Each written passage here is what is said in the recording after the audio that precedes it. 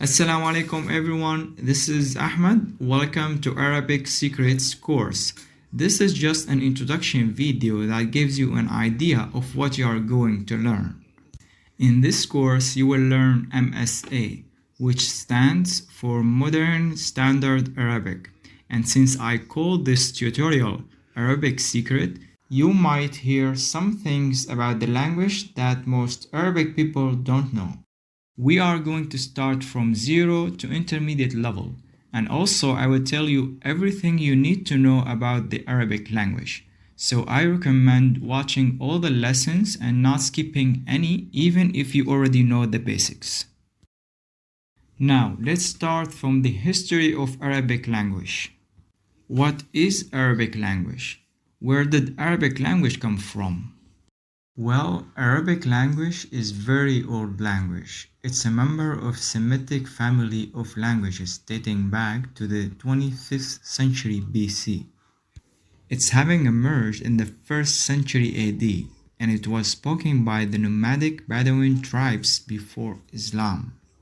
But as you may already know, the Arabic language has more than one version, and this creates another question, which is, how many versions of Arabic language are there?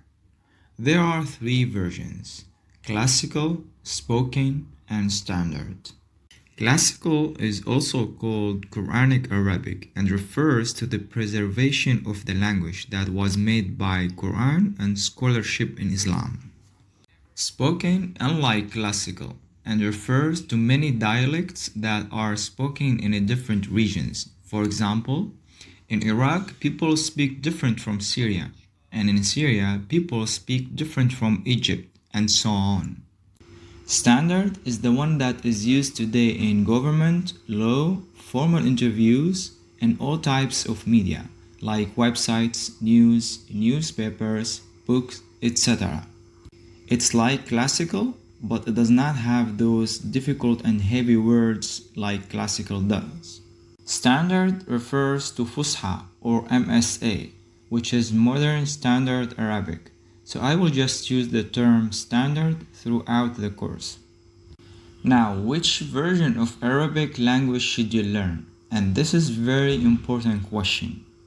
That's why it's hard to make this decision by yourself, so you need an Arabic person who studied Arabic to help you choose the right path. So let's find out what the right version is by looking at each one of them. Let's start with the spoken version. Spoken version has many disadvantages. One of them is that there are many dialects, and if you learn one, you might not understand the other dialects, and also you might not understand the news and books, etc. Simply because all the dialects are not completely and officially Arabic, and have a lot of words that don't even belong to Arabic. So spoken would be a bad choice because you don't want to learn something wrong. Classical version is the oldest version and contains a lot of difficult words that are no longer used nowadays, simply because it's not contemporary and it's only useful if you want to learn Quran and poetry, but not to talk or to listen to news. It's also very difficult to start with if you are not an Arabic speaker, so classical is not the best choice to start with. Now the only choice left is standard.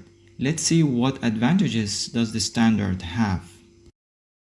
First, standard version is 100% correct like classical, but it is contemporary. And this is very helpful, especially if you decide to switch to classical version. This would be an easy step because you already know the standard version.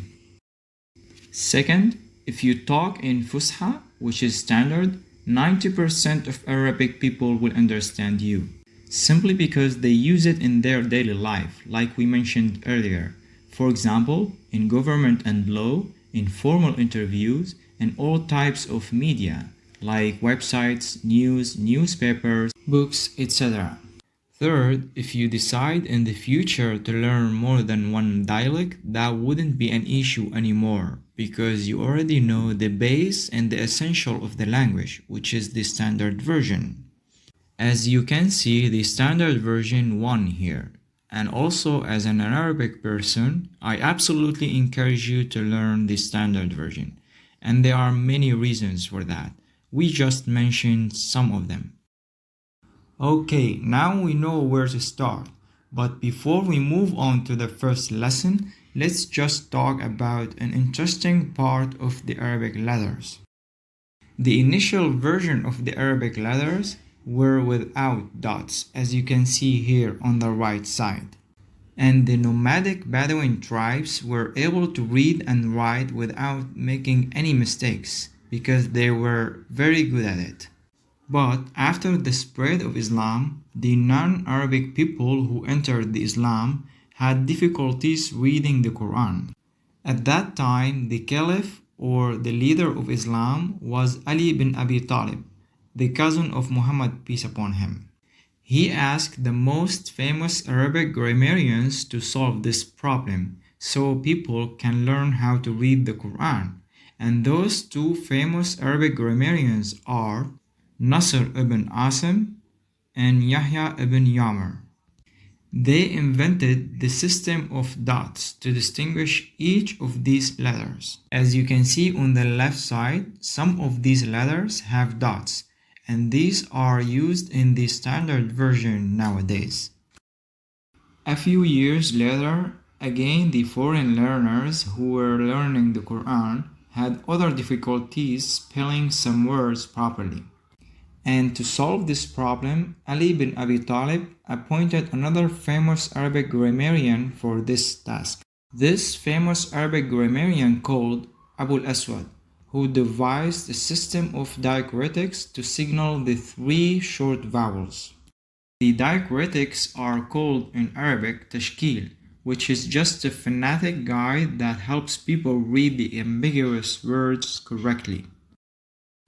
Now, the interesting part here is that most of the Arabic people don't know this truth about the language, and that's why I call this course Arabic Secrets. Besides that, the Arabic language is very difficult language to learn, so you really need a simplified method that helps you learn it.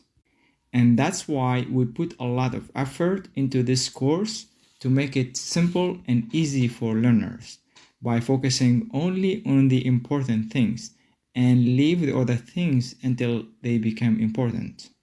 For example, in the first lesson, we don't talk about things that you only need if you want to master the language or maybe become a poet.